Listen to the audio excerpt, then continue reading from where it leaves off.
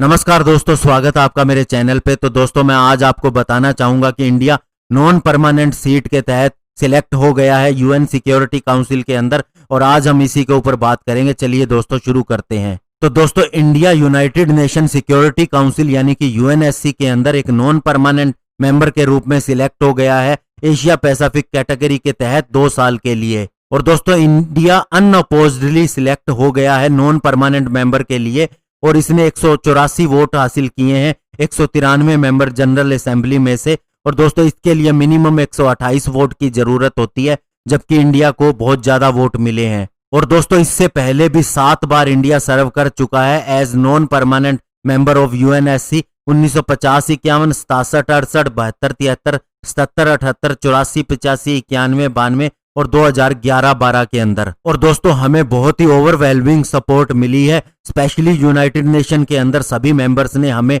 बहुत बड़ी सपोर्ट की है, और इसके लिए हम धन्यवाद करते हैं। ये बात टीएस त्रिमूर्ति ने कही, जो कि दोस्तों इंडिया के परमानेंट रिप्रेजेंटेटिव हैं यूएन के अंदर, और उन्होंने ये बात एक वीडियो रिकॉर्डेड मैसेज के तहत की।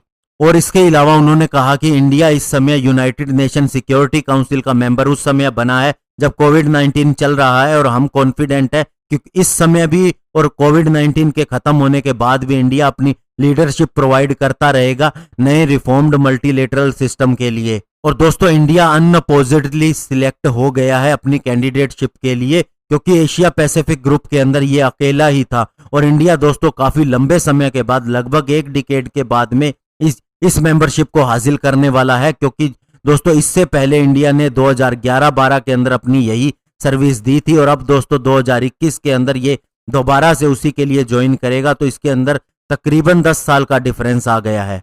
और दोस्तों इंडिया को इसके लिए जून 2019 के अंदर एंडोर्स किया गया था, जब अफगानिस्तान ने अपनी सीट इंडिया के लिए छोड़ दी थी। और दोस्तों इसका इलेक्शन जो हुआ था वो यूएन हेडक्वार्टर, जो कि न्यूयॉर्क के अंदर स्थित है, वहां पर हुआ था। और इसे पहली बार मार्च 15 के बाद खोला गया था, क्योंकि दोस्तों कोविड-19 आउटब्रेक हो गई है। और दोस्तों इंडिया के साथ ही आयरलैंड, मैक्सिको और नॉर्वे ने भी ये चुनाव जीता है। और दोस्तों अभी की बात करें तो यूएनएससी के अंदर 15 मेंबर है, जिसके अंदर 5 परमानेंट मेंबर है, जो कि दोस्तों United state, United kingdom, France, Russia और चाइना है। और 10 जो है वो नॉन परमानेंट मेंबर है, और उनमें से आधे से ज्यादा हर साल सिलेक्ट होते हैं 2 साल के लिए।